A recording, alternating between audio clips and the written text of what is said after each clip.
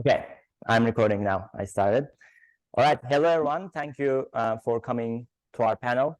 We have today amazing panelists who are here to talk about the earthquake in Turkey, the political, social, economical consequences, and the processes that led up to the devastation we faced. We will hear about the solidarity efforts that arose autonomously and through the organized efforts of political forces. As organizer and the moderator, I would like to shortly begin by reminding us all of this devastation that we have before us. Our whole region was rocked on February 6th by two main earthquakes with magnitudes of 7.7 and 7.5. This was followed by over 9,000 aftershocks in the coming weeks, many over magnitudes of 4, which are significant earthquakes by themselves. According to the official records, of which we have many reasons to be skeptical, there were more than 50,000 deaths in Turkey alone. Many cities were and are still unrecognizable, neighborhoods completely flattened as if under war for years. I will leave it to our panelists here to describe the situation on the ground in more detail. For me, I'll recount my experience shortly. I was going through Twitter that day when I suddenly saw the news and spent the rest of the day and rest of the night reading countless messages from people calling for help on Twitter, writing their addresses to be saved from under the rubble, saying their last words. This would continue for days, interrupted by the period wherein the state limited access to Twitter because of the public outcry, taking away so many people's last venue for help. Just in this simple yet devastating experience, this process, we perhaps see only the glimpse of the desperation felt by the victims. The desperation of dying in the cold, waiting to be rescued for days, desperation of hearing your loved ones under the rubble with nothing to do, as there aren't necessary equipments that arrive, slowly hearing their voices fade until they don't respond anymore. Desperation of watching cranes being used to take out safes from destroyed banks, while thousands still were fighting for their lives under the rubble. Desperation of sleeping on the street when the tents of the state were waiting to be sold to other organizations to make some more money. Desperation of having to rent again from the same contractor whose illegal building killed your entire family because you cannot afford otherwise. I asked myself again whether Pedro Pietri knew he was touching on all our fates for those of us who live in the outskirts of world capital when he wrote the Puerto Rican obituary, because it is to him I was drawn to when I was thinking about writing this introduction. He wrote there, they worked, and they died. They died broke, they died owing, all died waiting, dreaming, hating.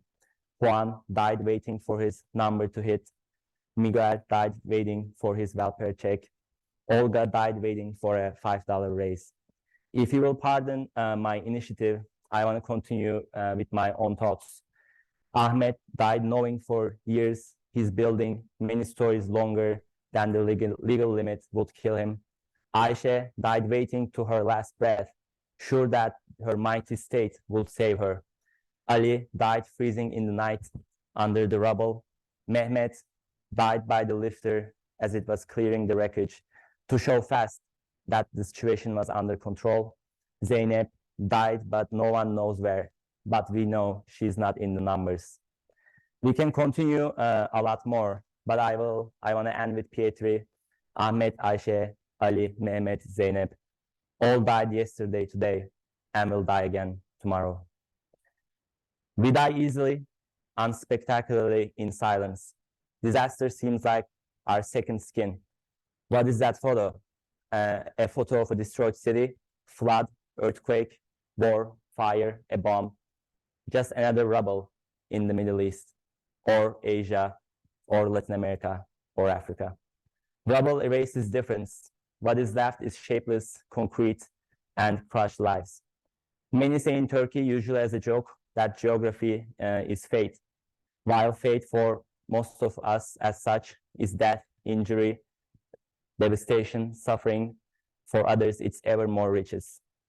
Today, we will not only talk about the fate bestowed upon us, but taking our fate into our own hands. We will hear the beautiful stories of camaraderie, solidarity, organization, born in this terrible disaster, shining some hope through this moment. When everyone was saying, where is the state? We will see how many also discovered that it's only our own hands that can save us. So to not die again tomorrow, I hope that today we can also discuss how we can hold each other's hands and learn to build our lives together in solidarity. So we have 6 panelists today, and I'll start before each panelist, I'll make a short introduction, and then we'll have some time for questions and more discussion. So first we have Göksel. Göksel Kılınç is a representative from Ali İsmail Korkmaz Akdeniz Armutlu Coordination Center in Antakya, Turkey. And this center was built completely with volunteers and survivors in the Armutlu neighborhood in Antakya, Hatay, providing housing, medical care, and subsistence to hundreds of people, and also including a playground and networks of care for children affected by disaster. And I'll leave it to Göksel to continue from here. Thank you, Doğa. Thank you for giving this chance to us to talk about the solidarity activity, solidarity experience we had in the earthquake region. I would like to start with my personal experience as well. When the earthquake happened, it was 4:17 a.m. in the morning, and we could only hear about it when we got up to work. But as far as we learned afterwards, it was not an earthquake, actually. It was like a war. It was like an invasion of Iraq in 67 seconds, or it was Taliban, or it was Vietnamese war in a nutshell. When I get there with my colleagues, it was noon on the 7th of February. And we got there with a colleague, and her brother was inside of a damaged building. Unfortunately, he wasn't from the lucky ones. We couldn't save him, but at least, this is hard to say, but I think this is a kind of normal for us now, but at least his body was found. So my colleague even felt lucky for this. A day later, after the earthquake, when I was waiting with my colleague, I realized that I couldn't make any difference because I was looking at the pile of concrete walls and looking for help from some soldiers who are not professionals, but only for compulsory military service, and they couldn't get into the building. And afterwards, we saw some firefighters looking around, helping people, and he also told us that he couldn't get in because it was risky for him, and he told us that he cannot risk his life. He had a family and so on. And a day later, I just left my colleague with his family, with her family, and I took to the road. The building was in the outer side of Antakya. Antakya was the city, is the city which was mostly affected. It was the most affected city in the earthquake. Actually, it wasn't the center of the earthquake, but it was the most affected one. And I was in an industrial area with residential buildings as well. It is called Industry District. And I took to the road which divides the city into two halves, which is a very long road. And when I got to the road, I really saw the reality of the earthquake because there weren't any buildings left on the whole road, and there were many dead bodies on the streets, and people were crying and crying for help, crying for their lost families, lost friends, and so on. And after 3 hours of walk, I got to the center that my comrades from my organization started to build. It was in a district called Akdeniz district, Mediterranean district in English. And also it was a region like, many organizations, many socialist, political, anarchist organizations gathered and in different groups, but they built some centers which were very close to each other. So we were in a way coordinated.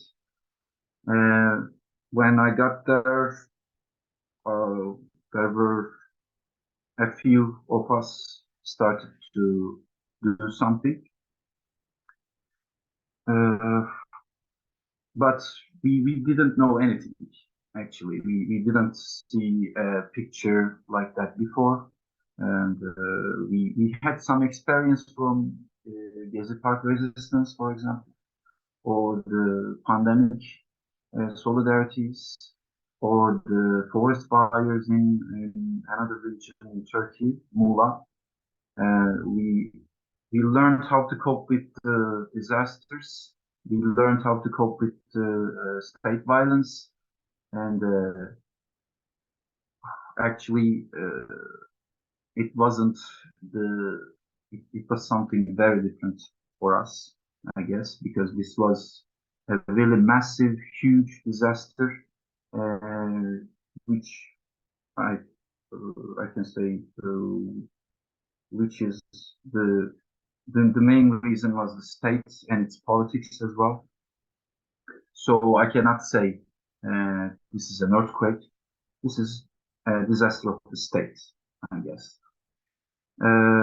As I said, comrades from all over the country came there for help and for building some solidarity networks. And many of them, like me, they didn't have any experience in search and rescue, first aid, and so on.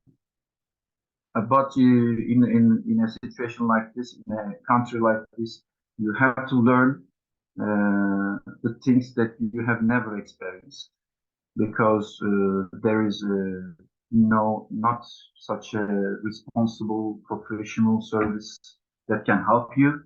You need to trust on your hands when something happens, because you already know there is no support from the authorities or from any other institutions. So you have to build your own organizations. As I said, we all had some experience, but it wasn't enough at the beginning. So, but something worked for us, which is we learned how to be a component of an organization. Actually, we learned how to do the things in an organized way. I think this is more than a collective, because many people came there as individuals. I saw them. They tried to do something, but without any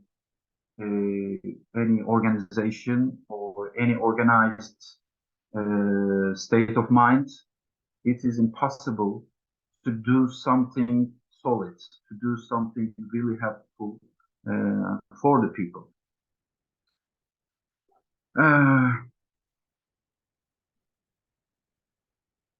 In a situation like this, you cannot do anything without an organization, because millions are in hunger.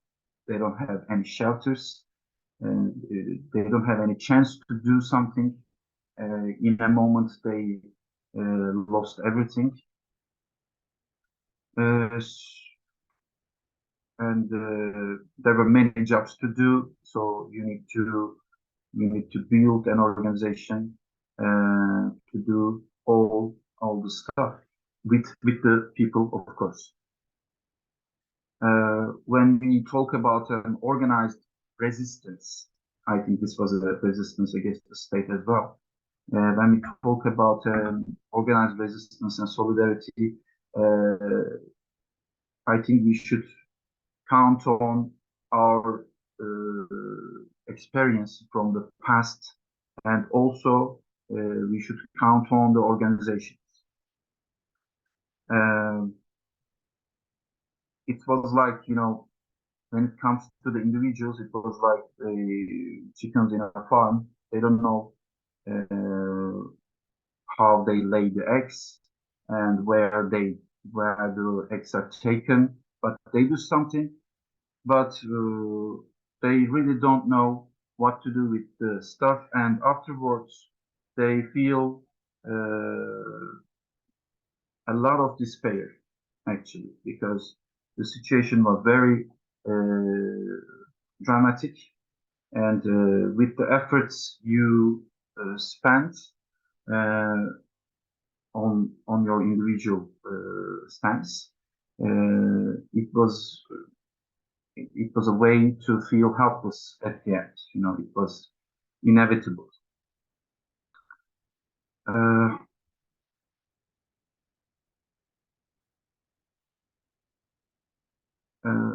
In this context, the most reasonable way for us as the victims of the state and the earthquake was to self-organize. So we cooked our own food. I mean, we found our own cure, and even we digged our own shito. I will show you a footage about our center at the end of this talk. You will see the facilities that we built. We found a little park in the district of Akdeniz, and there was a guest house and a tennis court near it. So we also used the facilities as well, and we started to cook the food and gather people around, and we built an infirmary. We built some material stores, dormitory, a nursery, and we found a water tank. We found a generator. Then we connected the electricity from the wires. It was really dangerous and technical job, but some of us could do it in any ways, in some way. And then we built showers, we built toilets, tanks, and so on. And there were a lot of jobs to do. In the beginning of this process, of course, we couldn't ask the sufferers to do something. We were a little bit shy, so it wasn't like a mutual aid process for us. We were there to help, and they were there to get the help. It was like this. But day by day, we tried to level us as the equals, because without doing something, waiting there, it wasn't good for them. They were always looking, staring at the emptiness, doing nothing, crying for their lost ones, and so on. And they were always talking about some, you know, disturbing stuff all the time. So it was hard for them to do something, but we knew that we could only heal them by bringing them into this solidarity process. And then we came up with some committees for the daily tasks of the people and of the Solidarity Center, like cleaning and, you know, cooking, technical jobs, storing, and security, and so on. And we called the people, the sufferers, to participate in. Many of them were reluctant at the beginning. They didn't want to do anything. They just sat and waited for the food. But even at the beginning, there were some people like us, they were just they just saved their lives from the earthquake, but at the very beginning they started to work with us because they saw, I think they saw the effort that we were spending, and when they participated, they felt really good. I could see them in their eyes. I could see that in their eyes. And after I left the place, I stayed there for about 3 weeks. After I left the place, I learned that the people themselves started to run the collective and deal with all the needs. Because only a few people from our organization left. They were still there, but most of us had left the place. We also were successful in building some solidarity centers in other parts of the city. They were large and small, in local areas, in villages, in towns, and not only our organization, many organizations started to build solidarity networks like this. And actually in Antakya, the most affected city in Antakya, the most part of the solidarity work, the most part of the humanitarian aid or whatsoever, was done by our own collective minds, our people's own collective minds. And on the 40th day after the earthquake, thousands of people gathered to protest and to commemorate the lost ones. And they were holding a banner. It was "Our sorrow is our revolt." And in these protests, thousands of people judged the state's blindness, and they protested against the corrupt regime and its policies. And today, the resistance and the collectiveness exist together in the region because there are many topics to discuss and there are many topics to solve. Even the state doesn't want them to be solved. People do not want to be displaced from their cities. People want their houses freely. They don't want to pay for the new houses. And they are also declaring every day. They are declaring that they will stand still because there is a risk of dust from the rubbles the state is collecting. The state is collecting the rubble inside the cities, but not very far from the city, and people are still living in those demolished areas, and the rubble and its dust carries a lot of dangerous stuff for their health. So every day they are protesting now against this disaster. This is another disaster, I guess. And now I will show you a 6 minutes video about our center, and I will tell you what is there, and I will tell the video.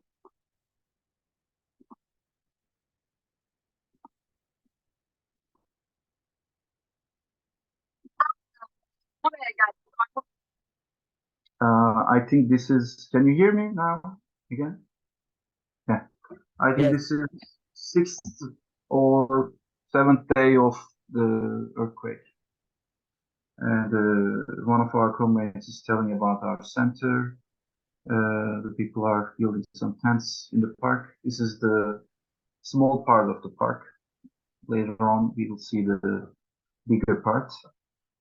And here this is like a depot stocking.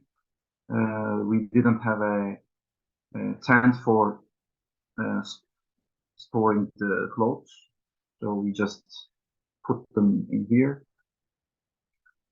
And this is an area which were not really affected from the earthquake. This is one of the maybe the only area in Antakya in which the buildings are still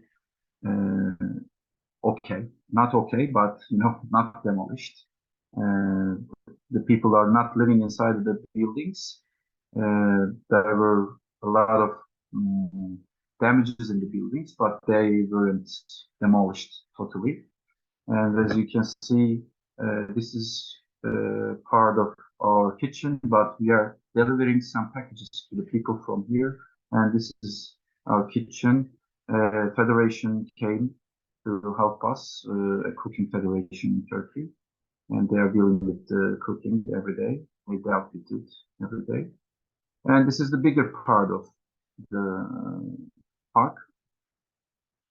And here we had a gathering area, and it was the climate was fair enough for us to sit in this city.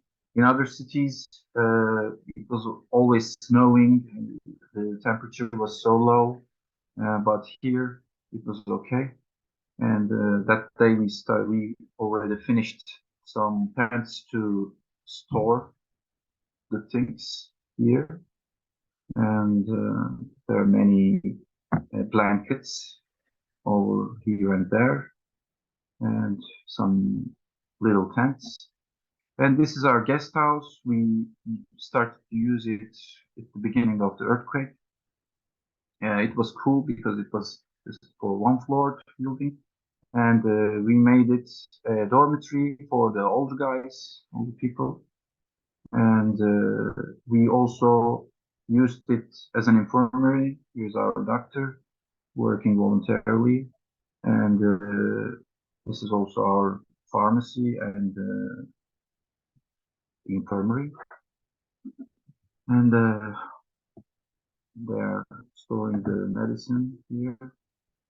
And even in the very beginning of the earthquake, we started to, with this, thanks to this infirmary, we started to do the first aid operations, little operations like stitches or so on, and vice versa, and etc. And here we had a tennis court. I will just forward it a little bit.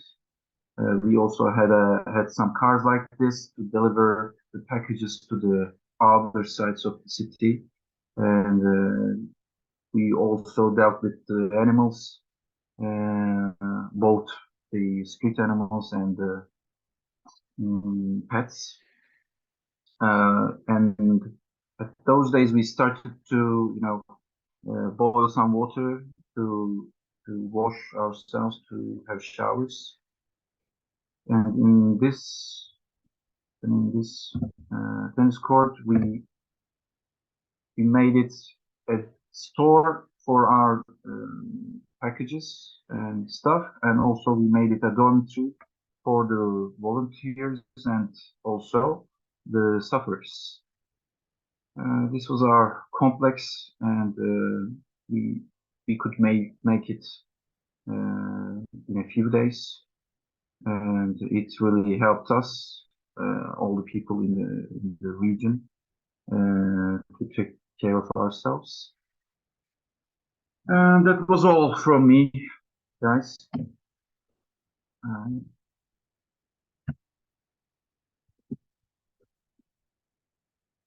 Thank you for listening to me. I hope I could express my personal experience and the situation from the eye of a volunteer, an organized volunteer.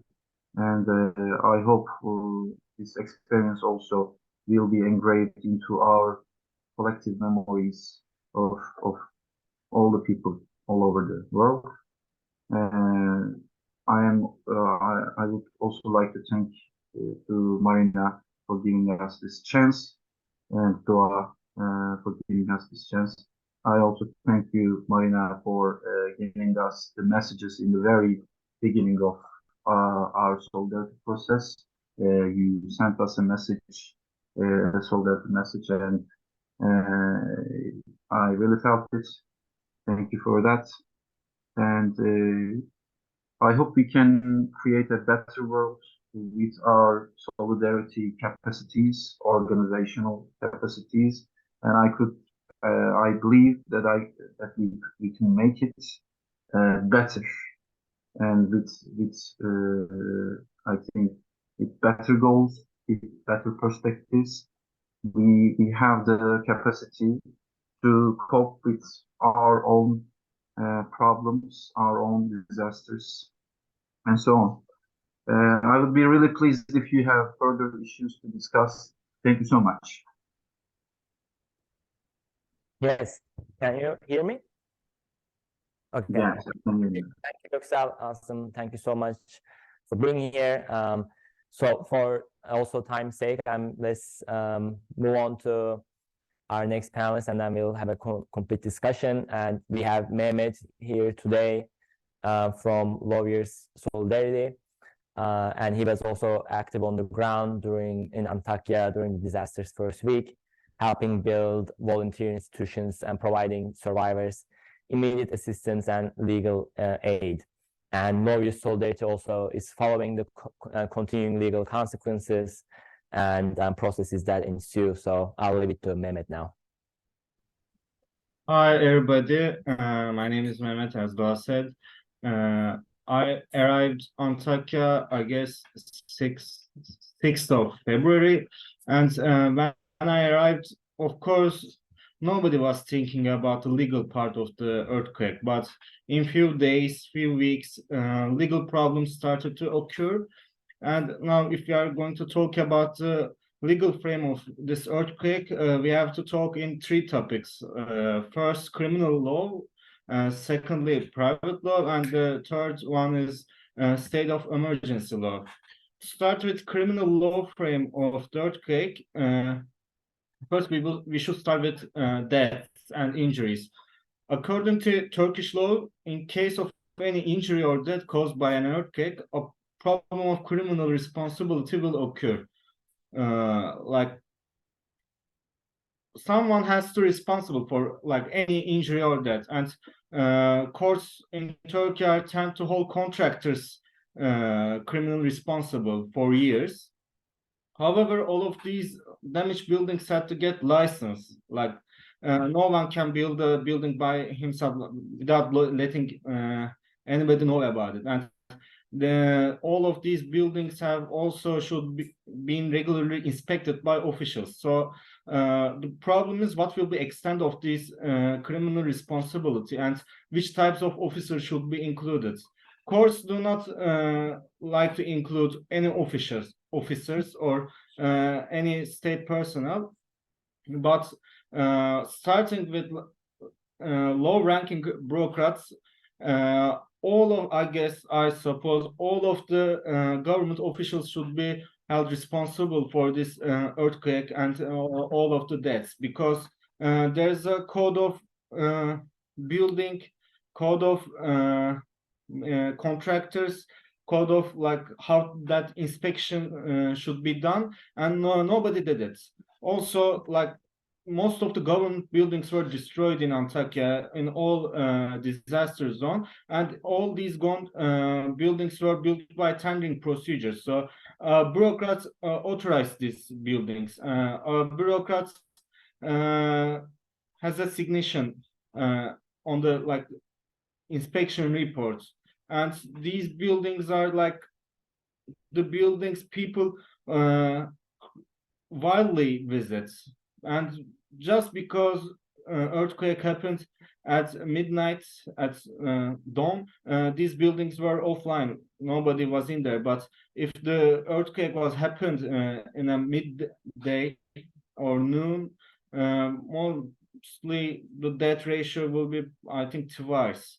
And that's why people should be held responsible. Also, like, there are lots of corruption examples that we saw in Antakya.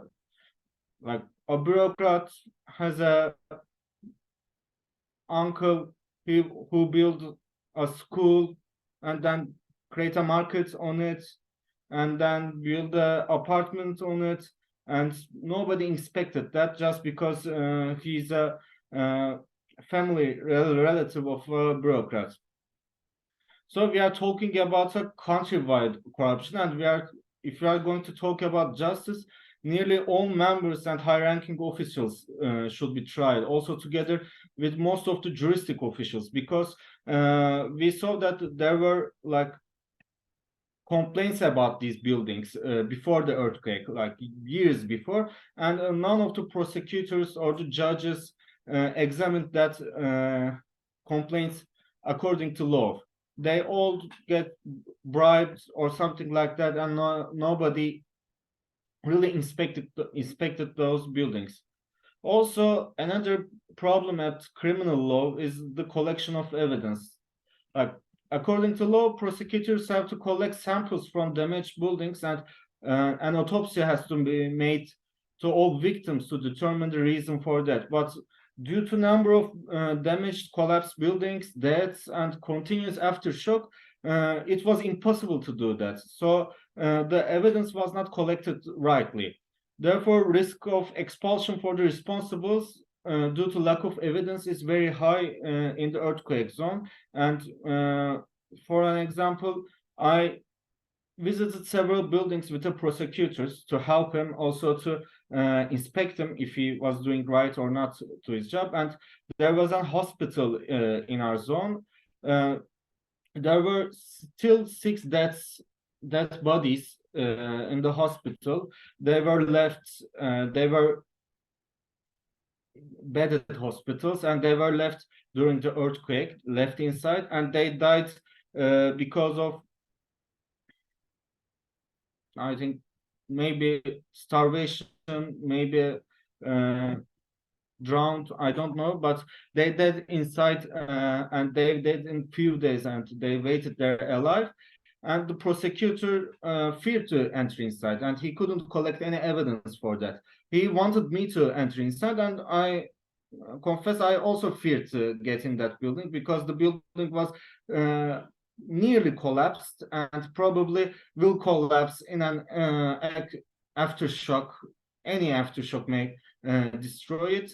So lots of evidence were not collected, and this will probably result with expulsion for the responsibles, and maybe just few contractors will be sentenced for this earthquake. And secondly, for private law frame, the first problem is the compensation of the damage, and how that compensation will be made. Turkish law holds contractors as primarily responsible for the damage. However, it's nearly impossible for victims to sue contractors because it's hard to find them, and there are thousands of them. Also, cases in Turkey generally last minimum of 3 years. Therefore, a new legal framework is needed for real compensation. There's an, maybe you know, maybe not, but an infamous anti-terror code exists in Turkey, but this infamous code presents an example for this issue. Due to the anti-terror code, government will compensate any damage caused by either by itself or another person in a violence incident without a court decision, and then the compensated amount will be relocated to responsible person. So same framework also may be used for the disaster zone, but the state, the government still benefits from the legal process. Like, they want people to sue contractors to not pay any compensations, but actually that means there will be no compensation for these people. Also, another problem is, like, the new houses started to be built by the government. People are forced to accept these houses, which are distant from city centers, And this is the result of a plan of demographic engineering. I think a demographic engineering is in action, and I believe the other participants, other panelists will explain this topic more widely. The panelists from the zone. And the last problem in private law frame is the problem of expropriation. Government expropriates many valuable properties under name of urgent expropriation. Most of these expropriations lack public interest, and public interest is a most important condition for the expropriation. And these expropriations are forced because of the interests of some regional elites or big corporations. According to law, at either normal or urgent expropriation, a price should be determined and to pay to the owner. But this price is determined according to current market rate. This is compulsory for this determination method is compulsory in law. But it's impossible to talk about like a current market rate at a disaster zone because there's not even one undamaged building in entire territory. So this compensation, the expropriations and the expropriations payments will be not done in justice. And the third and maybe the most important legal frame problem is the state of emergency law. On the third day of the earthquake, a state of emergency was declared, and the reason was told as looting. But I believe actually I sincerely believe that there was not a wide concept like looting in the area. The looting concept was promoted by media, also by promoting hostilities among immigrants towards them. And the only looting that was made by the paramilitary groups did that. Paramilitary groups supported by state like Sadat or etc. were at field starting from the first day, and they looted banks, jewelries, all the valued stuff, and it was state controlled.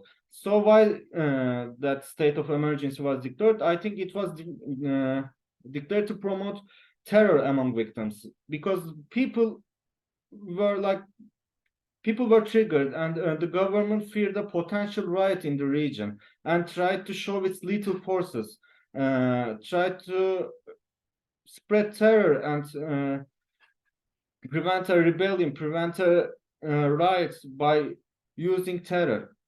Enforcement forces killed lots of people, tens of people, and we also witnessed a few of them. For an example, 2 brothers were taken in custody. They were not immigrants, but they were said like these were immigrants, and that's why we took them. They were accused with thefts, and one of them were killed in torture after few hours taken in custody, and the other one was even not able to walk, and we only managed to save one of them, and because we learned about torture and we went to that police station, that soldier point, and we were able to only save one. Also, there were different types of torture that they did to immigrants. 2 soldiers forced 2 immigrants to drink gas oil and 2 people died like that. Also, in every night, people were using lethal force, killing people in street, and saying that we thought he was stealing something, she was stealing something, then that's why we shoot. And there was no, for first and a half week, there were no any electricity in the city, so people, enforcement forces just shooting around without any targets or just for fun. They were killing people like that. And the same soldiers also did not really participate at the rescue things, or did not help people. So there's a different concept here. there were no stateless situation in the region. The state was there, and the state was killing people, and it's acted like its job is like killing people, not saving them, or sentencing them to die by starvation, by cold, things like that. So there's a contrast in Lovin disaster zone. We observe both excessive utilization and excessive neglection of law.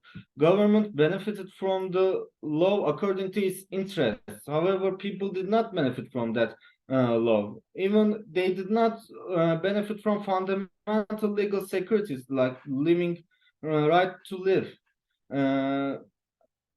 As you know, there's a concept called hostile criminal law, and it has been a common concept in the 1970s, but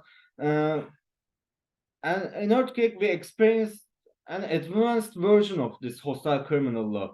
Due to the concept, there has to be contrast between regular citizens and hostile ones, and hostile criminal law says that there are some citizens that we should consider hostiles, and some of them are regular citizens.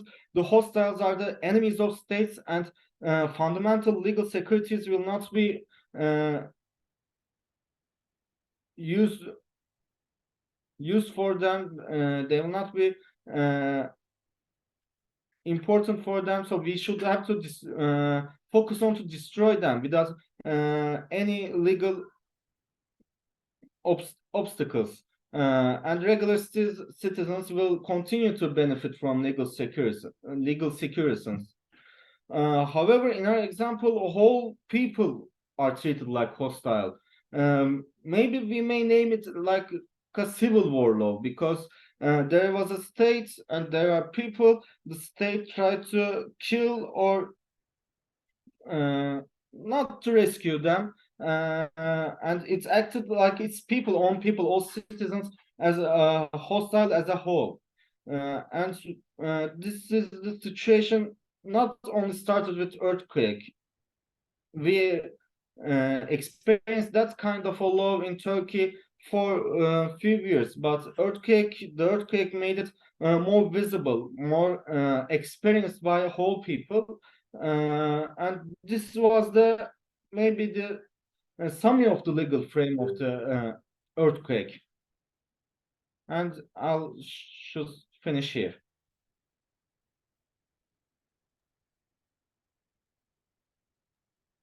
Yes, thank you so much, Mehmet, and thank you for joining us today. And yes, we'll have questions and more discussions at the end. Now I'll introduce Yusuf. Yusuf, are you here?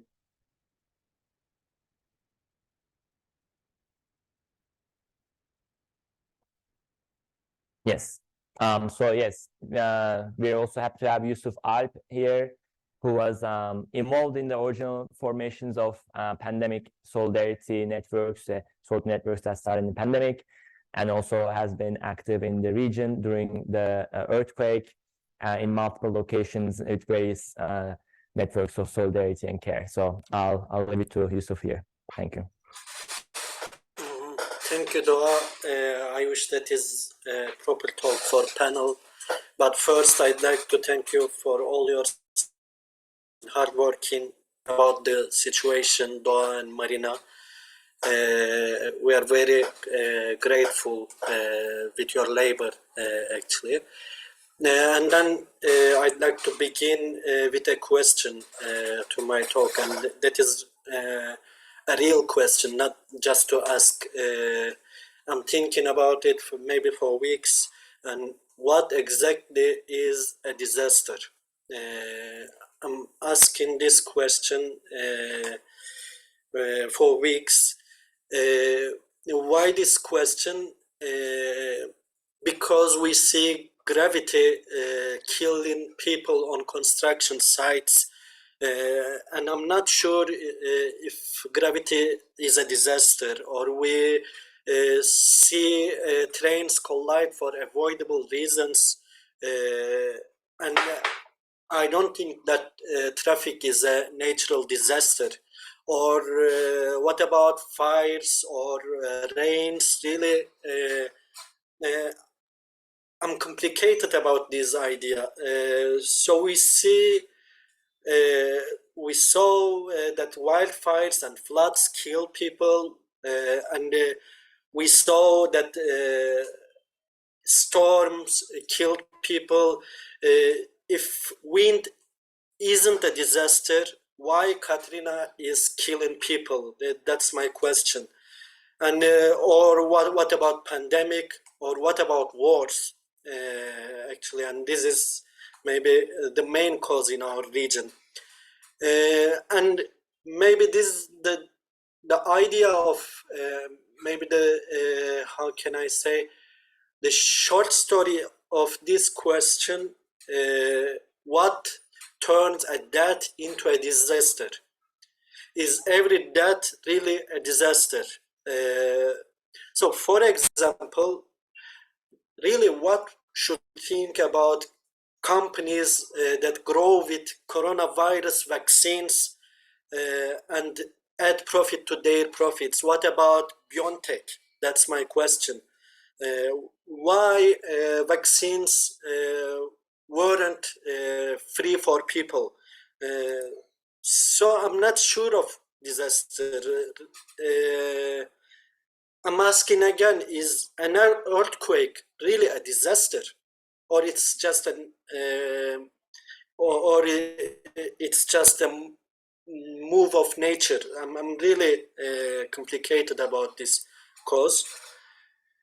Why I'm asking? I'm asking about this question because we haven't lived a natural death for a very long time, and I'm really I can't remember that we bid farewell to people who lost their lives due to preventable causes. At this point, maybe that's my most important feeling about this point. I'm tired of hearing lies, and we are fed up about these lies. Of course, I'll tell you things that are far from lies and not stories or not epics. Of course, I could tell you epics of solidarity, and they were real, and they are real. And I could tell you for hours, and maybe I'm gonna try to tell you some of them, but I know it's not enough, and that's not the case. On the contrary of all my feelings, I'm gonna tell you a brief story about my experiences at the zone. The morning after the earthquake, I set out with my comrades. After a difficult journey of 5 people, we arrived in the city of Marash. That was the center of the first major earthquake. And about 2 weeks later, I moved to Hatay, but Mehmet and Göksel have already told about Hatay. More or less the same thing happened in Marash. When we arrived there, on the second night of the earthquake, we found neither a crisis management nor search and rescue efforts. As we were trying to find the crisis center and try to help the search and rescue teams, we were thinking that we're gonna find some rescue teams and we'll be able to help them. We were greeted by the people and the beloved ones waiting to die in the rubble. That was our reality, and made expectation and disappointment. Actually, there was nothing else.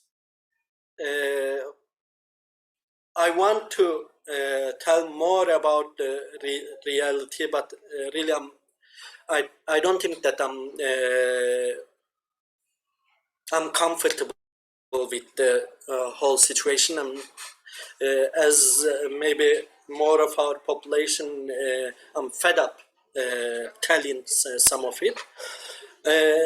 So since we arrived there and since we didn't have useful equipment, we wasted half a day, which meant a very long and important time.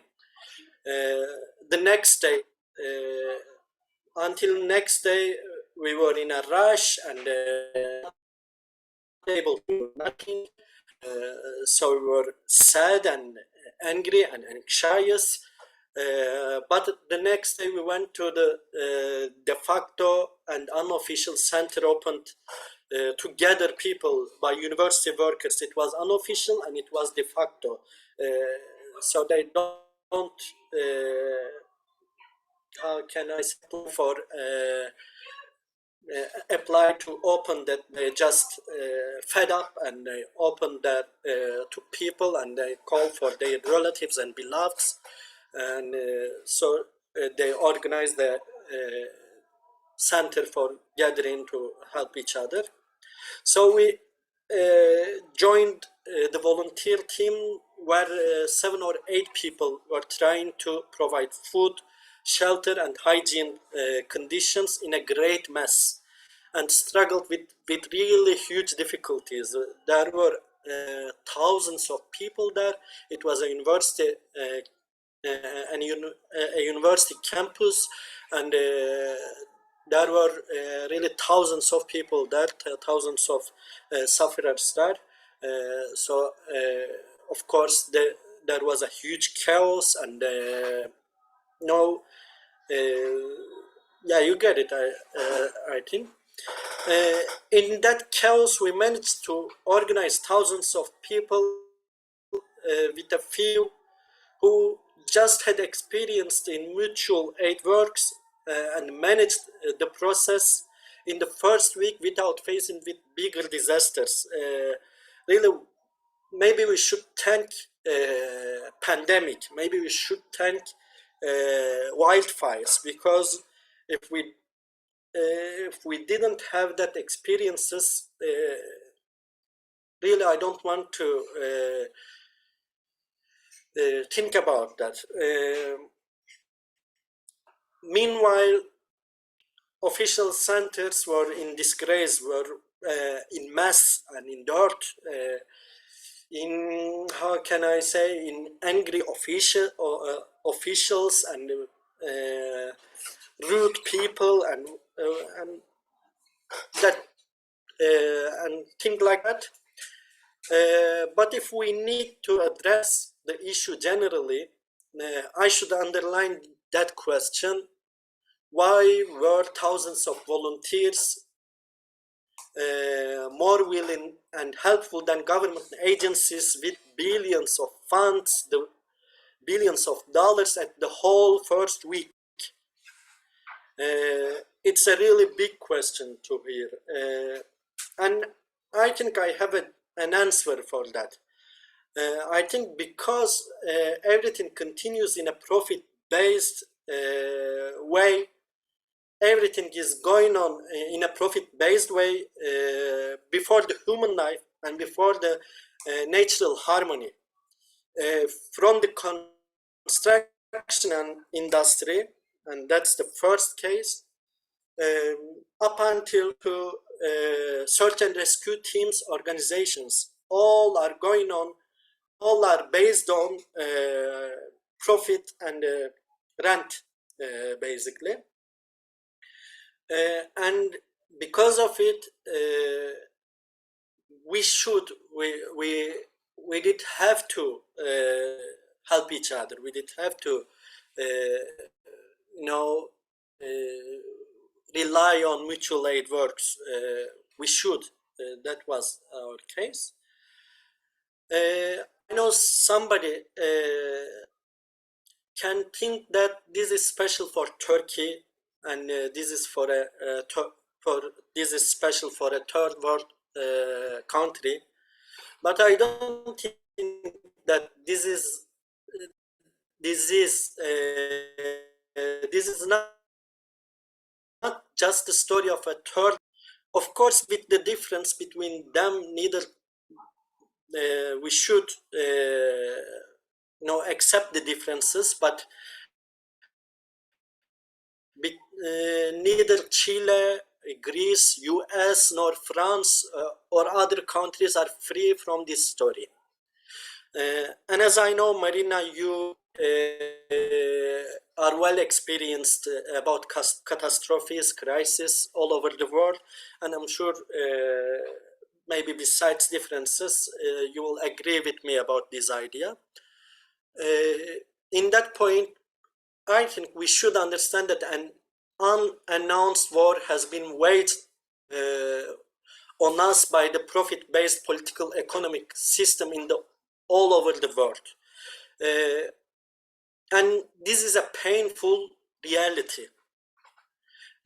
Yeah, I know this is painful, but I think this is reality. But this reality of us, which is not experienced only times of chaos or catastrophes, that's a reality of every day. They are killing us.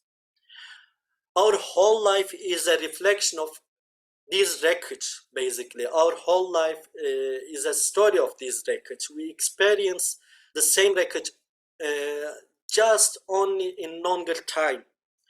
It is obvious if we only look back at maybe the last decades, we will see war, pandemics, storms, massive wildfires, economical crisis, a humanity which is broken by profit. That's our story. I'm not sure if you saw, if you heard about Sans Soleil. It's a documentary that I love, basically, and I guess at the beginning, it says history is bitter only for those who thought it was sugar-coated.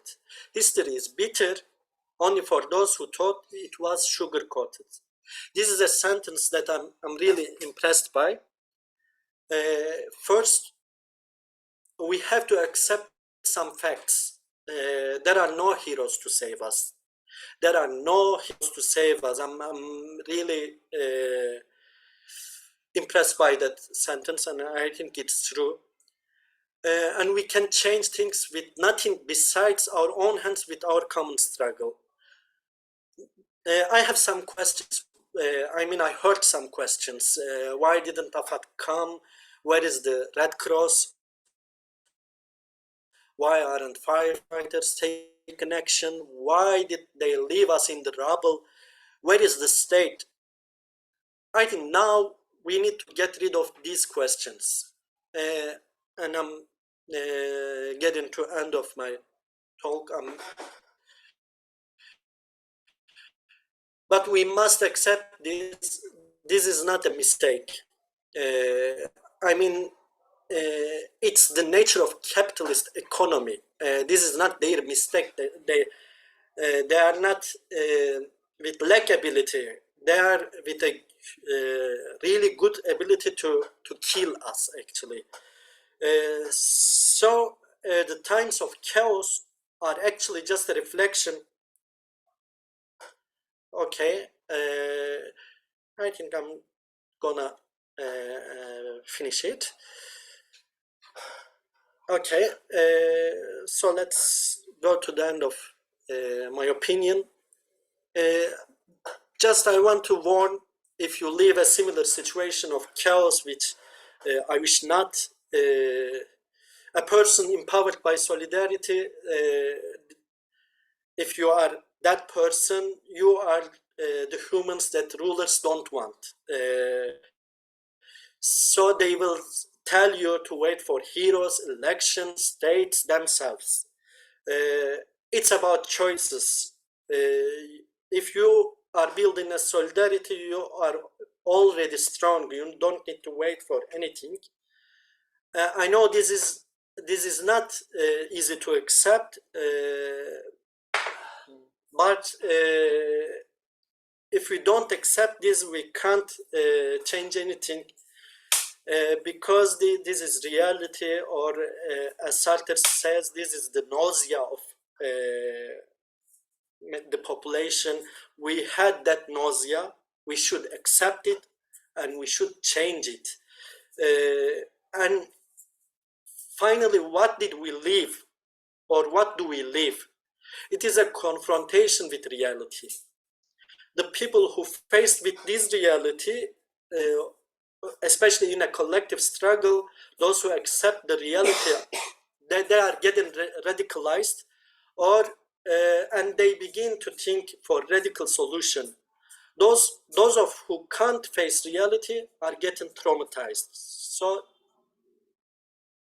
in that case, we should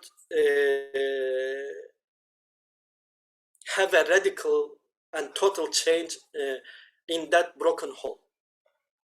Thanks. Thank you so much.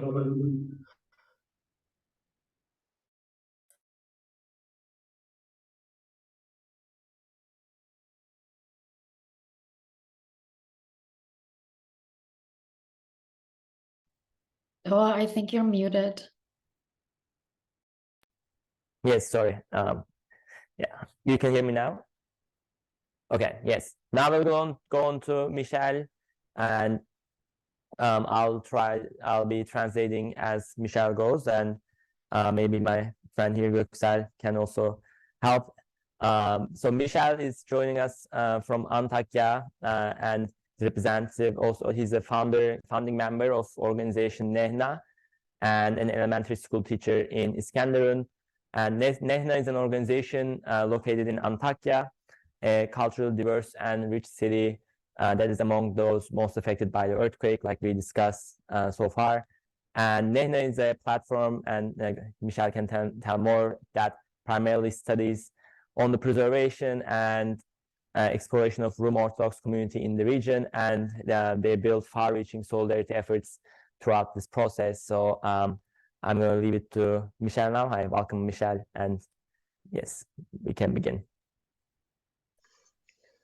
Merhaba herkese, iyi akşamlar. Öncelikle davet ettiğiniz için teşekkür ederim. Çeviri konusunda nasıl olacak onu... Yes, hello everyone. Thank you for your invitation. And eğer birkaç cümlede konuştuğunuz gibi vurabilirsek ben de çevireceğim spontane şekilde. Tamam. Şöyle 6 Şubat'taki depremle beraber biz burada bir yardım organizasyonları düzenlemeye çalıştık. Öncelikle şunu anlatayım. Yani diğer arkadaşlar da tabii anlatmışlardır muhtemelen ama 6 Şubat'ta gerçekten bir kaosla uyandık yani. Yes, in February 6th, we started building a solidarity network here with our friends, and we really woke up to a chaotic situation in that morning. Yani zaten şöyle, biz İskenderun'da yaşıyorum ben. İskenderun'da yıkımın ancak öğleden sonra farkına varabildik. I live in Iskenderun, and we could only realize the scope of the devastation in the afternoon. Çünkü elektrik kesikti, internet neredeyse yoktu, kısıtlamalıydı. Depremle beraber özellikle Twitter'a kısıtlamalar geldi. Yes, the electricity and the internet was really limited, and after the earthquake, Twitter also became there were limitations that they put on Twitter even more. Ve deprem sabahı gerçekten çok kötü bir havayla uyandık zaten. Hem çok soğuktu hem de fırtına ve yağmur vardı. Yes, and it was a really severe weather. We woke up to a very severe weather. There was a storm and also snow. A really cold morning. Yes.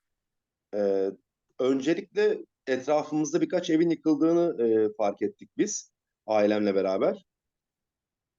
Yes, first we realized there were many buildings destroyed around us with my family. Ama şehir merkezine öğleden sonra gidebildim. Öğleden sonra şehir merkezine gittiğim zaman yıkımın boyutlarını anlamaya başlamıştım. Onlarca, belki de yüzlerce bina, İskenderun'da yüzlerce bina yıkıldı ya da çok ağır hasar aldı. Yes, and I could only go to the city center later when I realized the extent of the devastation, and it was tens, hundreds of buildings were destroyed, and almost all of them were damaged. Ancak şeyi de hala anlamış değildik. Yani bölgede yıkımın ne kadar büyük olduğunu anlamış değildik. Onu da anlamamız biraz akşamı buldu. özellikle Antakya'nın ne kadar kötü durumda olduğunu anlamak için hatta birkaç gün geçmesi gerekiyordu. Yes, but we still did not realize how big the devastation and the demolition was in the area. That we only realized towards the evening. And can you repeat the last part too?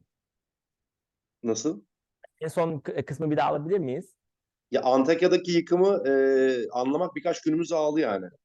Yes, even in Antakya, it took several days for us to understand the devastation in Antakya. Yeah. Biz de 6 Şubat'ta Nehna ekibi olarak, Nehna platformu olarak ne yapabileceğimizi görüştük internet üzerinden. Ve öncelikle insanların ne yapabileceğimizi, nasıl yardımcı olabileceğimizi düşündük. And as Nehna on February 6th, we gathered to discuss how we can help the people around, and we wanted to help the people in the region first. Evet.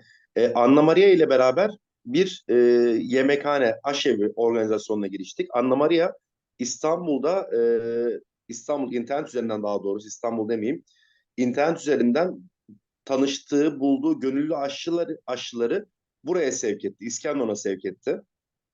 With Anna Maria, we started a soup kitchen, a kitchen operation, and Anna Maria got into contact with the cooks that she knows in the Istanbul and helped them come to the region.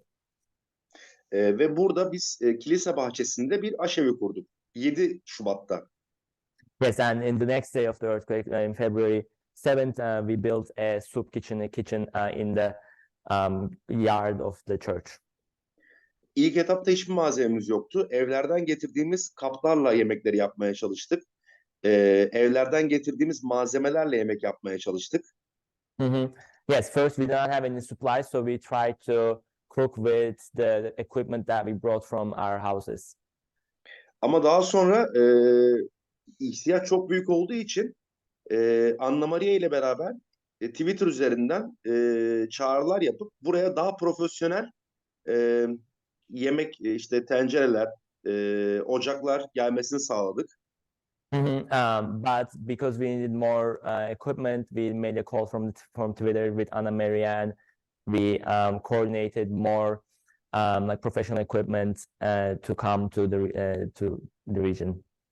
Yani biz İskenderun'da ilk yemek dağıtımı yapan yerdik. İskenderun'daki Rum Ortodoks Kilisesi açık, yani herkese yemek dağıtımı yapan ilk yerde. Bundan dolayı İskenderun'a çok bir nasıl diyeyim, popülerlik sağladı. Yani birçok insan bizi orada hem Twitter üzerinden hem de etraftaki insanlardan duyarak kiliseye yemek almaya gelmeye başladı. Yes, so the Orthodox Church in Iskenderun was the first place that was making that had a soup kitchen like this and distributing the food. So it had a really impactful presence, and many people started to come to the church to retrieve subsistence and food.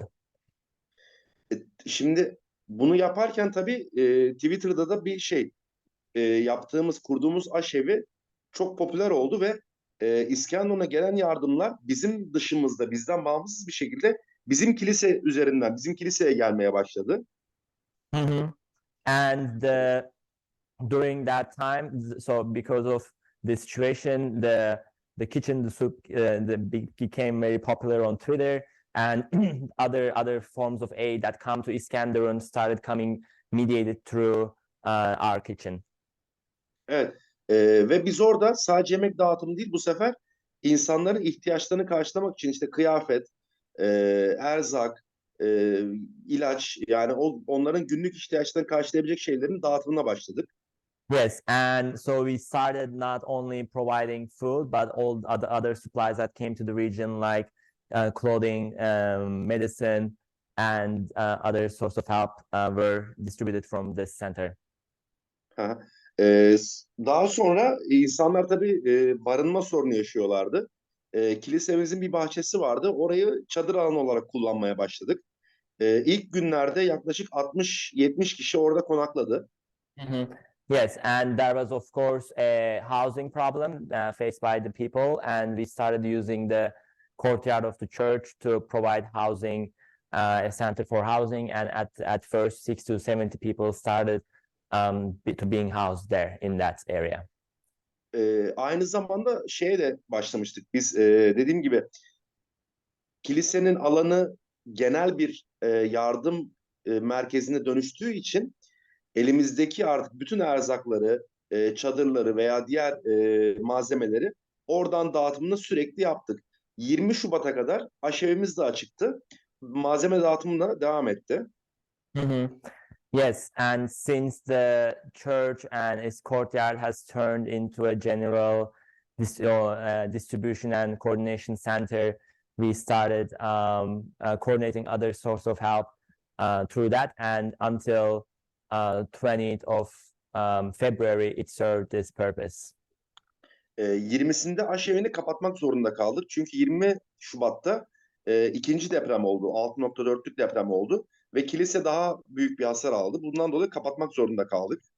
Yes, on February 20th, we had to close down that soup kitchen because of the second earthquake with the magnitude of 6.4. The church got suffered more damage, which because of which we had to close that down. Ancak bahçemiz hala kullanılıyor. Hala insanlar orada konaklamak için kullanıyorlar. Çadırlar kurulu. Ayrıca geçen haftaya kadar orası hala erzak dağıtım merkezi olarak kullanılıyordu. But the courtyard is still being used. There, people use the courtyard for housing and their tents, and even until like last week, it continued to serve as a distribution center for different supplies. Geçen hafta dışarıya erzak dağıtımını da sonlandırdık. Çünkü bizim de geçen hafta Paskalya bayramları vardı. Kilisenin hazırlanması gerekiyordu. Oraya yeni şeyler inşa edildi. Onun için artık erzak dağıtım merkezi olmaktan çıkardık.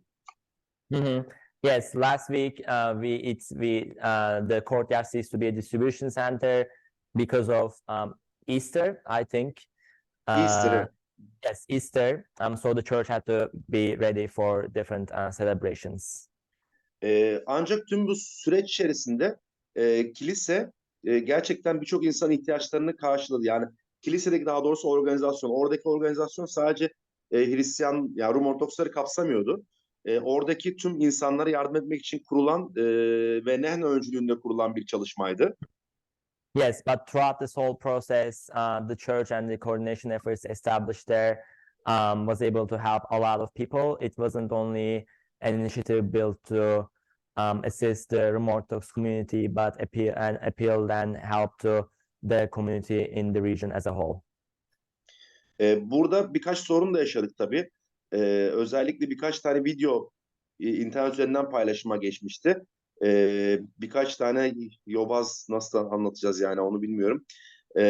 Onların bizi hedef, yani bizim yemek dağıtımımızı hedef göstermesi sayesinde yemekhanemiz çok popüler oldu. Yes, difficult translation. Okay, I think that there were several problems also we experienced through this time because of some religious radicals Reactionaries. Sorry? Reactionaries. Yes, reactionary religious radicals showed our church as a target, as in a negative light, of course.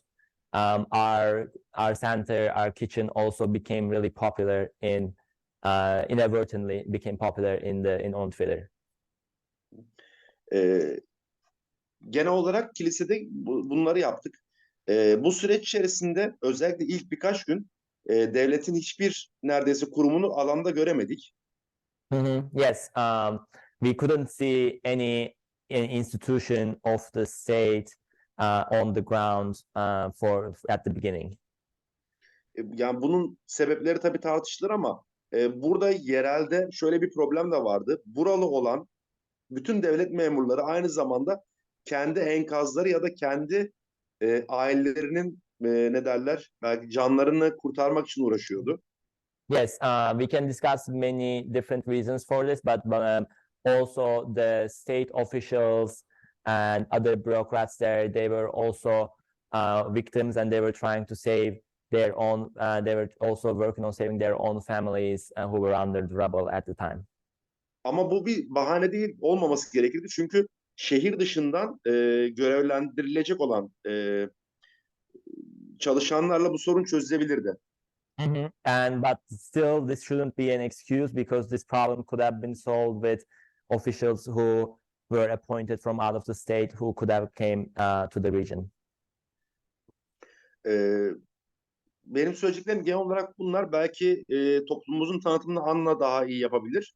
Hani biz burada kaç kişiyiz İskenderun ve Antakya bölgesinde, bunları Anna Maria sanırım daha iyi şey yapabilir. Çünkü simultane çeviri biraz zor olacak. Yes, this is in general all I wanted to share. The more introduction of our community, I can leave it to maybe Anna Maria can do it better. And yeah, thank you. Bir şey eklemek istediğiniz başka bir şey var mıydı? Şunu ekleyeyim. Biz burada Antakya bölgesinde yaşayan Rum Ortodokslar yaklaşık 10.000 kişiydi. Şu anda İskenderun'da bir miktar kaldı. Samandağ'da kısmen var. Ama Antakya'da neredeyse hiç toplumumuzdan insan kalmadı. Çünkü birçoğunun evi yıkıldı ya da ağır hasarlı. Bu insanların buraya geri dönmesi için biraz çaba gösteriyoruz bu sıralar. Yes, our community in the region was around, Rum Orthodox community was around 10,000 people, but after the earthquake in Iskenderun, Antakya, almost we can say very few members came, like could subsist because of the effects of the earthquake, and we are working for people to also come back to the region. Benim söyleyeceklerim bunlar. Anna Maria'ya devam edersek tamamlayacaktır sanırım. Teşekkür ederim herkese. Thank you to Michelle, and it's great having you. And we of course we'll leave. We have 2 more panelists, and then we can also see if there are any questions. And now we'll go to Anna Maria, and Dr. Anna Maria Beylioğlu is a social scientist, also trained as a professional cook. So, and after receiving a BA and MA in degree in social sciences, completed her PhD in European University Institute, and she's now occupied with writing articles on food culture, gastro, diplomacy, and teaching courses on religion and politics, food, politics of society in MEF, Bahçeşehir, and Koç universities in Turkey. She's also the co-editor of Nehna, and I'm going to leave here to Professor Beylioğlu. Yes. Thank you, Doğa, for the introduction, and Michelle for making this great introduction, because Michelle was in the region. So I felt, I mean, hearing all of these presentations, I probably, you know, those who are not here already felt the anger, all of these emotions, you know, conflictual emotions we are having here in Turkey and Antakya in particular. So really it was very difficult for us. So I'll try to present you our angle of the issue. You already heard Nehna. Nehna is a platform that was founded in October 2021. Our aim was actually we gathered with 6 Antiochian Orthodox. All of us define ourselves in a different way. It's another issue, but we felt that this community was underrepresented. So we felt that maybe it would be a very good idea to build a website, including articles about our culture, about our existing problems, and you know, we have our internal issues, but we also have issues that also you know, that we share with other communities in terms of human rights. As minority, as being minorities in Turkey. If it's okay for everyone, I will share our website to show you, you know, some visuals. So, oh, sorry. yeah, this is our website. We are now preparing a new one and with a logo on it. So I want you to tell this story to you because this earthquake has transformed us immensely, because the thing is, our aim was to write articles, to talk about us, first of all, to ourselves, because our community is not a community reading a lot, actually. So we said that maybe it's better to underline our strong cultural elements, first of all, and linguistic elements, because the community is Greek Orthodox, but we speak Arabic mainly, although decreasingly, because we don't have community schools in the region anymore. After, being part of Turkey, all of them were closed. So that was our main aim. Our method was using semi-academic articles. What happened during the earthquake was we were informed through our WhatsApp group. We were informed from the earthquake because Michel was there, and in the morning, like around 5 a.m. in the morning, he wrote that there's an earthquake. It seems big. They're okay, but he doesn't think that everything is okay in the region. So we were panicked. Of course, everyone started to call their families and so on. It was very interesting. In the morning, like 9 a.m. First of all, actually, we thought that the earthquake happened in Maraş, so Antakya was okay. Although Michel was there, since it was raining, he didn't realize that it was that big. So 9 a.m. in the morning, two of us who lives in Istanbul, from Nehna group, they went to the region. They drove to the region. Actually, what we realized that they were, they could access to the region, but nobody was there. I mean, as a state, nobody was there.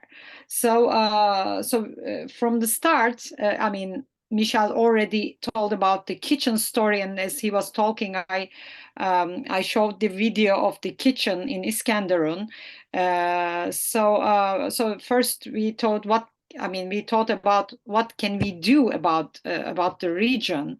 Although we were an academic platform, semi-academic platform, as you see here, there's a food video, but now you will see we also have articles about the earthquake and in different languages.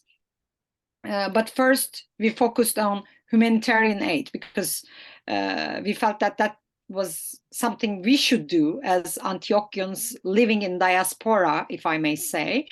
The soup kitchens was the first idea, and since I knew a group of chefs, and actually they were already organizing under some volunteers, including members of World Food Organization, World Food Program. So they were planning to go to Iskenderun to find a place to start a soup kitchen. So Michel's idea combined, and we were successful to build that kitchen. And we did the same in Samandağ. I want to show that video to you as well, or just, I can show you the picture just to save time. You can see the soup kitchen also operated there. We are planning to close that kitchen very soon. There are lots of things to do in the region. We found ourselves in a very difficult state. We found our social media platforms became a coordination center. So whatever we posted received a reaction, and after receiving those reactions, we posted and posted again, and we realized that our posts are seen by some other civil society organizations. Actually, Ahbap is one of them, and they also cooperated with us at some point during the earthquake, in the first days of the earthquake. So we found ourselves in this humanitarian aid, and it still continues, by the way, although our main aim, that we founded was to save the memory of Antioch, to strengthen the memory of the city of Antioch. By Antioch, I mean Antioch and around surroundings. We don't prefer to use the name Hatay, although it's the official name. We believe that it's a name given by the state, so we prefer the name Antioch instead, although it's not always helpful to define what is needed in the region. So sometimes we have to use Hatay name during the earthquake process. Anyway, so we found ourselves in humanitarian aid issues, and it still continues. Now we are organizing a concert in Istanbul and also a kermes that both of them will take on 6th and 7th of May, actually. And we will try to use all these income in order to support students that are in need in Antioch, from Antioch, I mean, as earthquake victims.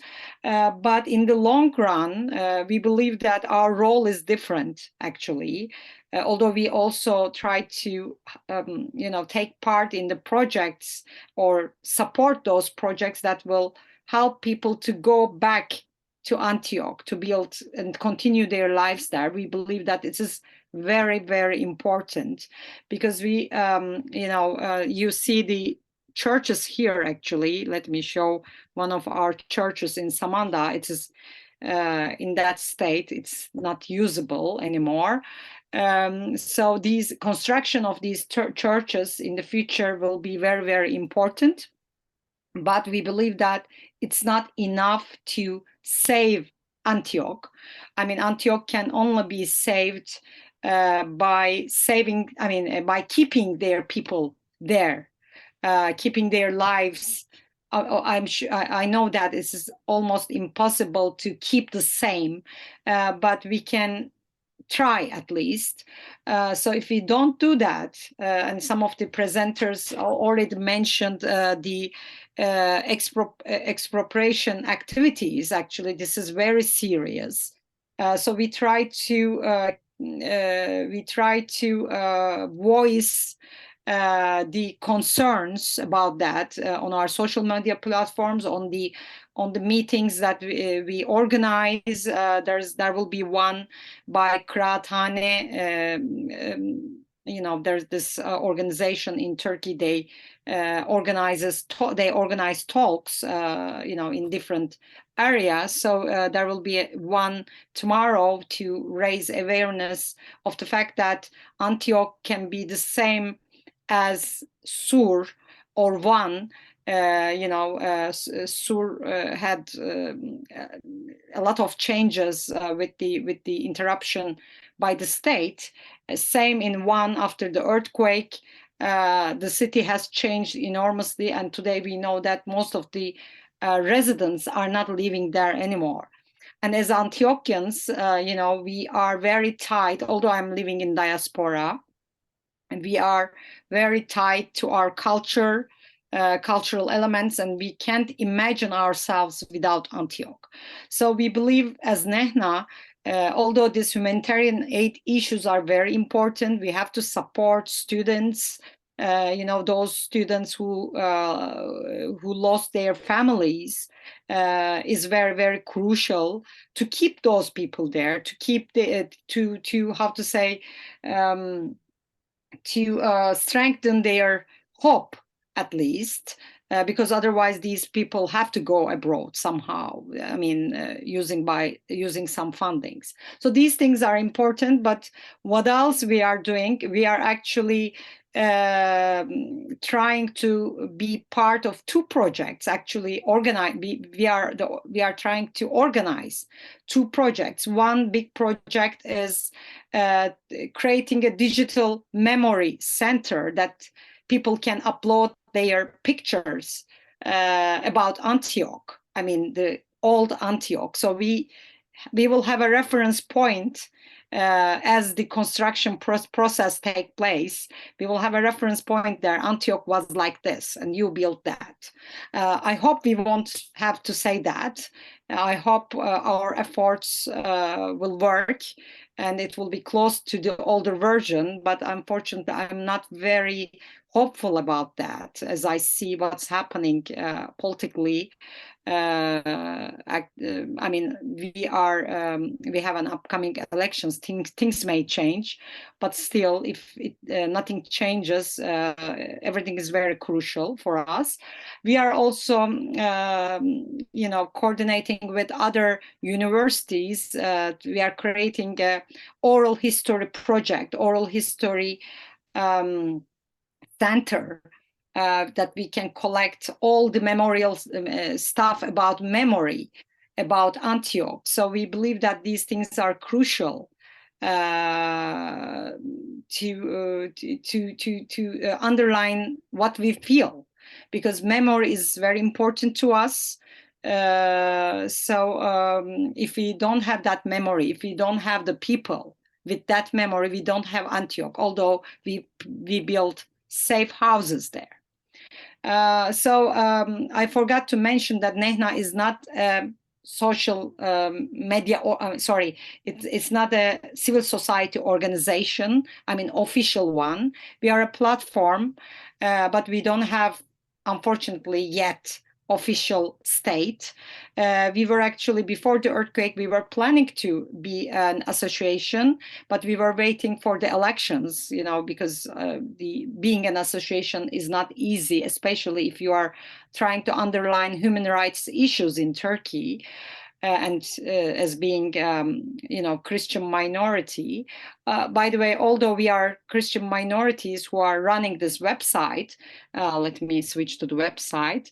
Although we are, we gathered with 6 Antiochian Orthodox, we believe that being Antiochian Orthodox can only be understandable if we include other cultures living in the region, other ethnical and ethno-religious elements living in the region. So Nehna platform also includes articles about these minorities, like Arab Alawites or Jewish, left only 1 or 2 in the region, as far as I know, after the earthquake. We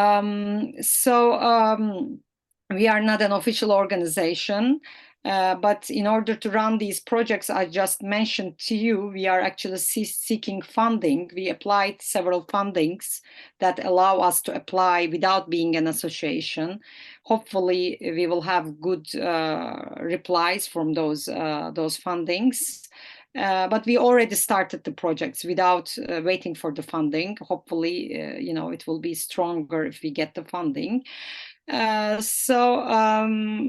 think that's all I can say. Hopefully it was a good summary of what we were doing with Nehna. And I have to say that Nehna was very strong in the region. Although most of us were not in the region. We had Michel in Iskenderun, we had Catherine Köprü in Samandağ, sending us the true needs, and so that we can announce them on Twitter, and we continue to announce those needs in the region at the same time. So that's it, all I can say. And I know that we can only solve this issue with solidarity. I totally agree with those presenters who underlined that part. Before the earthquake, I wasn't a very activist person. I didn't believe, actually, my personality is not suitable, I have to admit. But with the earthquake, I realized that there's a power in us. And we gathered together, not only with Nehna people, with the people in the region. There is Samandağ Solidarity House, people, Samandağ Dayanışma Evi, let me mention their name too. So we were all in cooperation with these people there. So we supported each other, and it wasn't like our project and their project. That was very important, I think, and that was hope for me. I feel that I can do more, and hopefully with Nehna we will do more. Although we know that it won't be enough, because the destruction is so huge, and people lost their lovely ones. We forget time to time, even Nehna people, we forget time to time to stop and feel. I actually think about what we feel. Actually, I also lost my extended cousin. So it's so difficult for us, and we postpone crying. So this is a psychological need, not only for me, I'm sure for those people in the earthquake region. It's a huge thing to deal with. I remember our conversations with Michelle and Catherine when they were there. I mean, Michelle is still there, and they just need to talk to some people. I mean, we cried all together on phone. They were on the other side of the phone. In Samanda, the lines were very bad. So, I mean, I don't know how we will deal with that in the future. So thank you for listening, and thank you for being here to listen to us. Yes, thank you, Ana Maria. We really appreciate. Thank you for being here. And we have now Professor Marina Citrin, our last speaker, and he's joining us from Sociology Department in SUNY Binghamton. And yes, I want to thank Marina for being really supportive throughout this whole process, for your solidarity, for coming here today to share your perspectives. And yes, I'll just leave the end to you. Thank you. I'm just going to speak a little bit. I'm so honored to be here. I mean, just like listening to the stories. And the last thing, Ana Maria, that you just said about the earthquake, with the earthquake, we realize a power within us, just like, yes, it's so incredible. And all of the stories, like both the tragedy and at the same time, this incredible power and solidarity that, yeah, it's both. It's both. What did I want to talk about? I wanted to raise kind of questions and just say a few things. And, going off something Yusuf said as well, like, thinking in terms of some of these myths that we're told about ourselves. We, like, collectively, humans everywhere, I think there's this myth, comes mostly from the Western movies, I think, that if there's some natural disaster, and we'll talk about that whole idea maybe, that then people panic and we're just out for ourselves. There's this whole narrative that, like, people are only about themselves, and if something terrible happens, like an earthquake, like a hurricane, like a blackout, we run away from each other. In the United States, the narrative is you get your gun, and try and protect your property. And these are completely false. I mean, everything you're describing, but this is true again and again. Like, pick an example somewhere in history, somewhere in the world, and that's not what happened. We take care of each other. That is the story. It's even becoming a field within sociology. Lee Clark and some others write about the whole myth of panic because it's so prevalent. And I think a question that we should hold on to is, why are we told these stories about ourselves that are so untrue? Like, why? Who wants to tell us stories that we behave in a way that's completely different than how we actually behave, which is the ways of solidarity and care?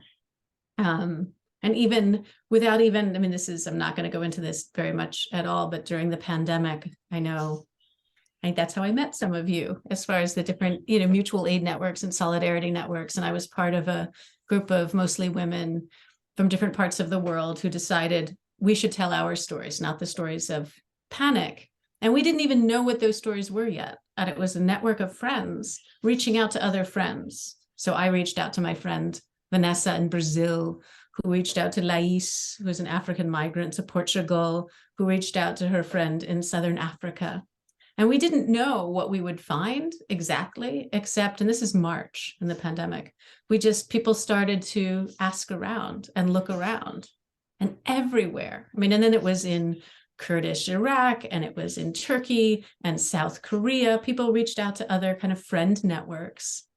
and all facilitated these stories by interviewing people. I love oral history, so I'm so happy you're doing that, because it's our stories, our history, and telling our history. And in every place that live history was what you're describing as well, taking care of each other, setting up food, clothing, medical attention, crying together. That space of feeling together is so important, and celebrating what there is to celebrate, and mourning, like all of that.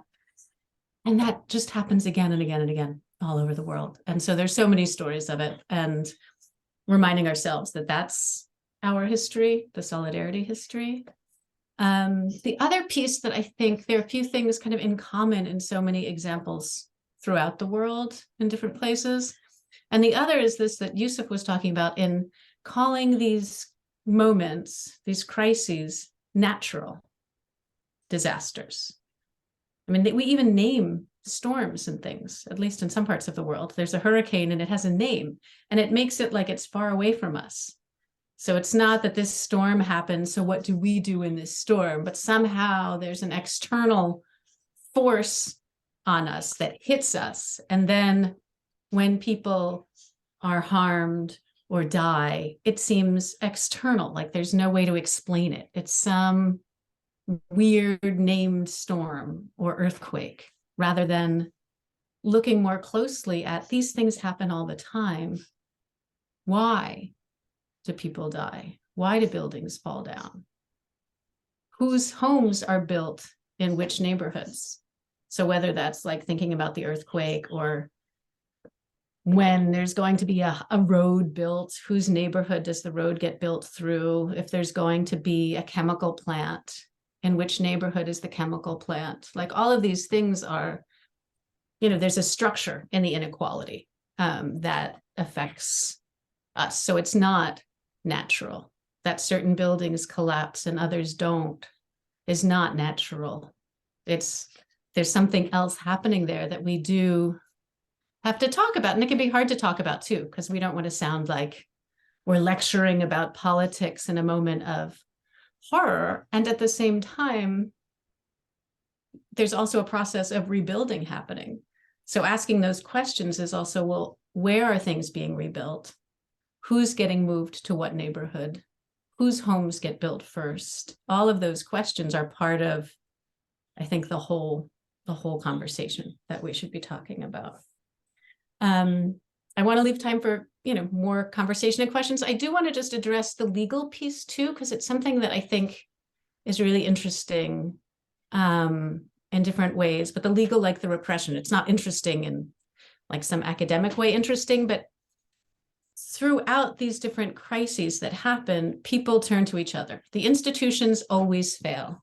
And as I'm going to say, Miko said, you were talking about the, when institutions fail, it's not like, I don't know, sometimes it's intentional, sometimes maybe it's not, but for various reasons, the state and the various institutions can't meet our needs in these moments. We meet our needs.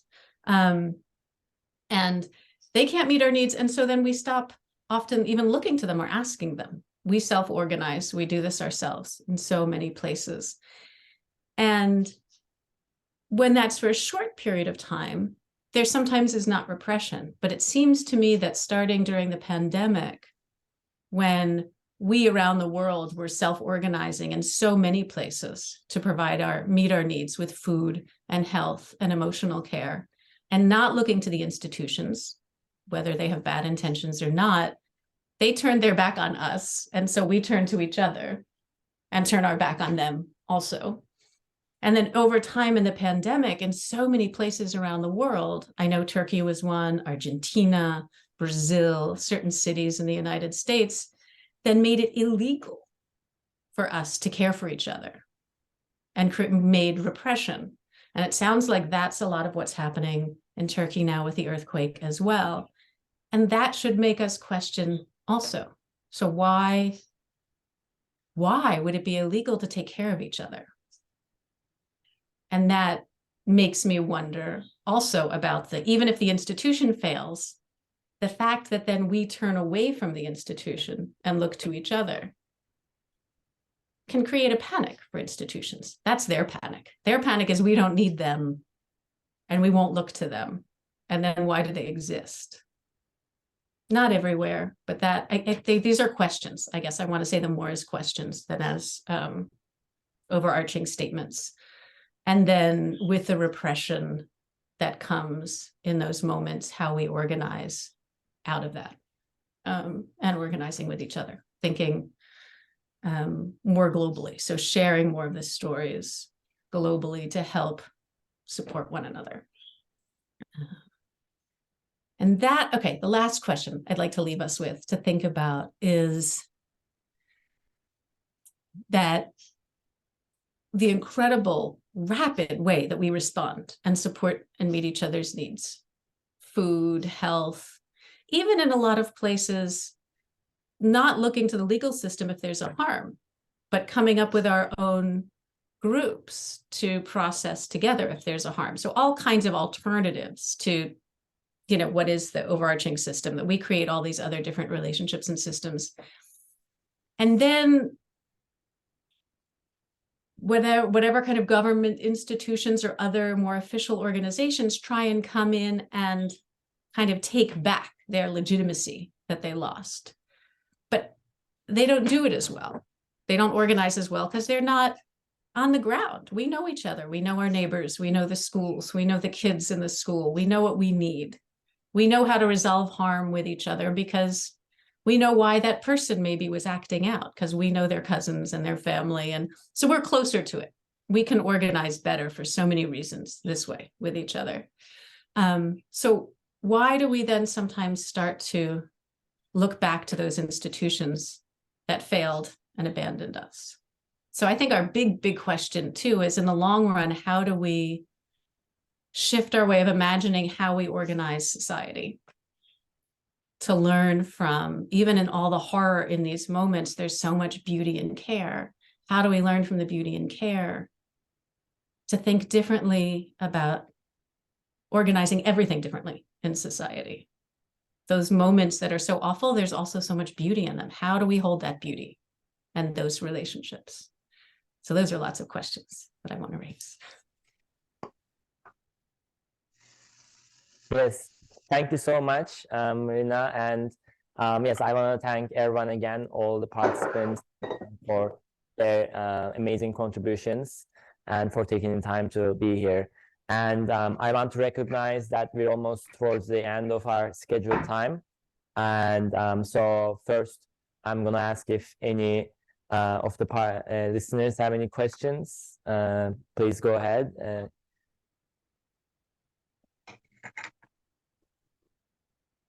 Yes, Dan. Hi, yeah, thank you so much to everyone who contributed. You do such important work. It was just a whole other experience listening to you. But and thank you so much, Doa, and everyone who organized the panel.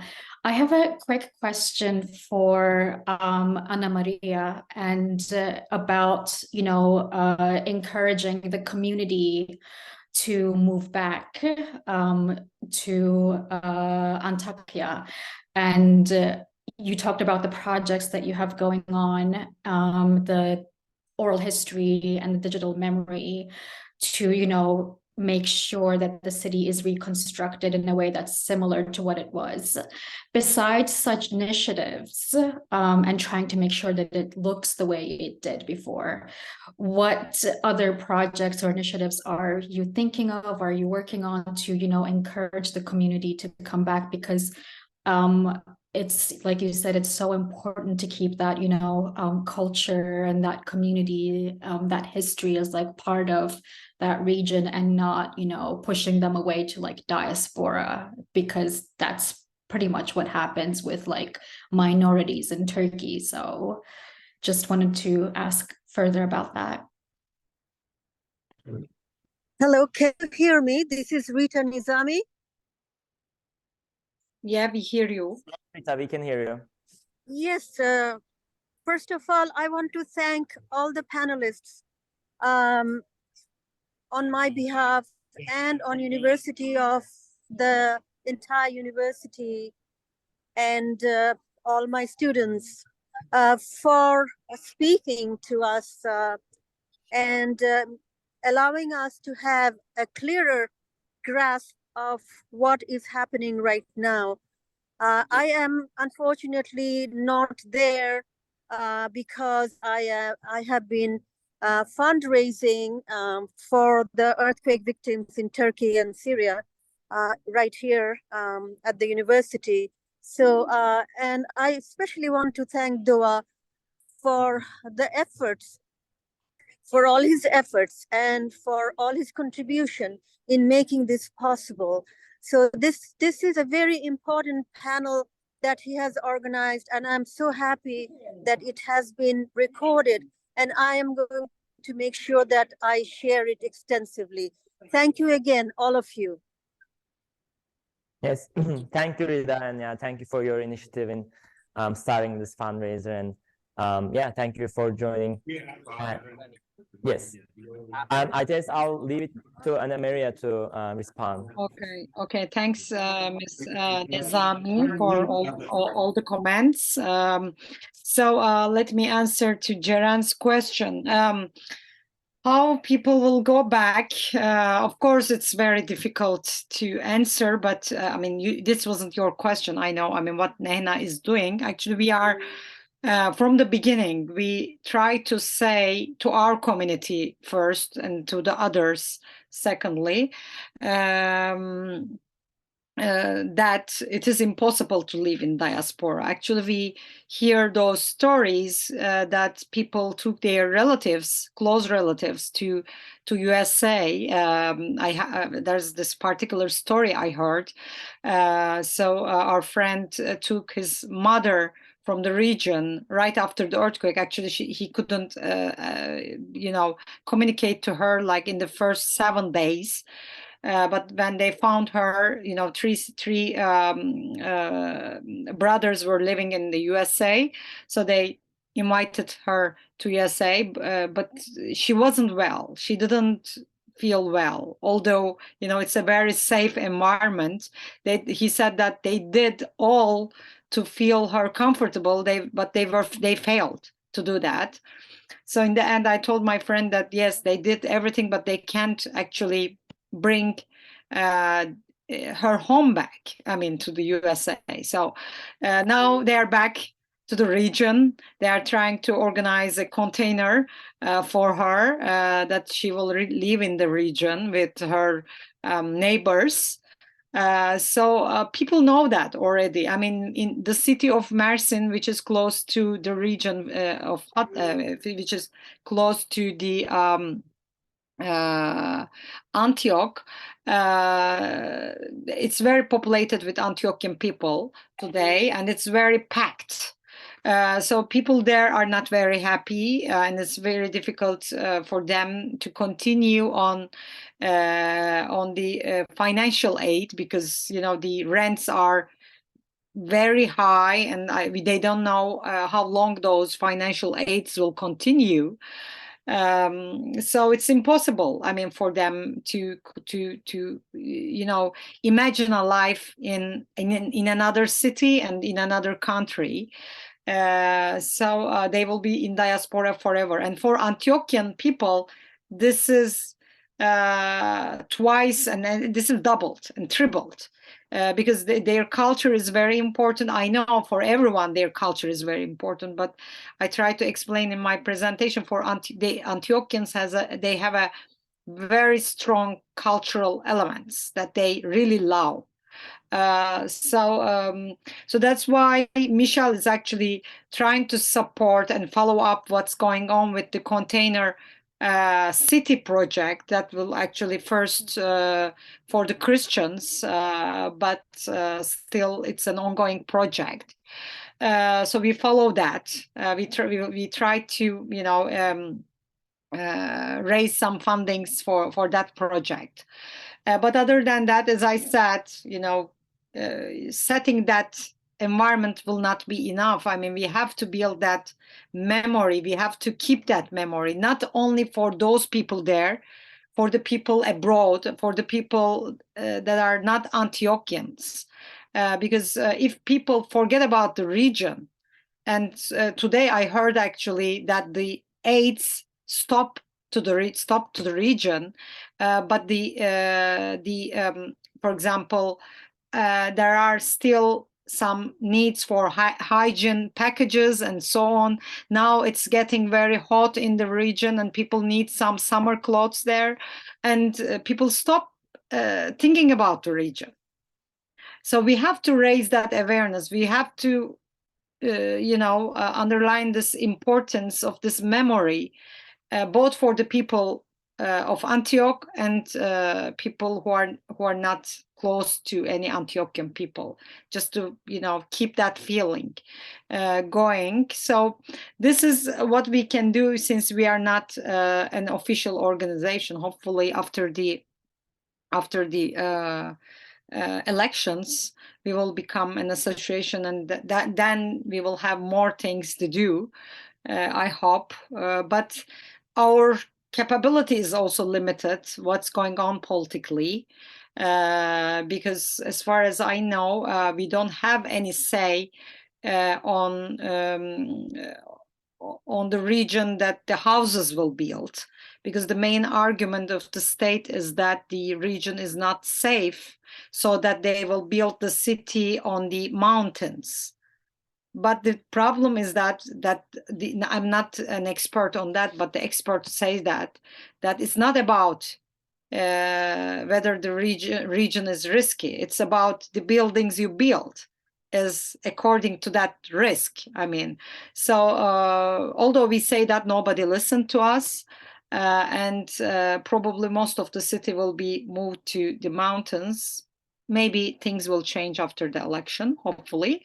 So we are also limited. I mean, we fight for that. We try to raise awareness for that, for the unlawful actions taken as Nehna as well. But of course, our capability is unfortunately limited, but we will continue fight for that.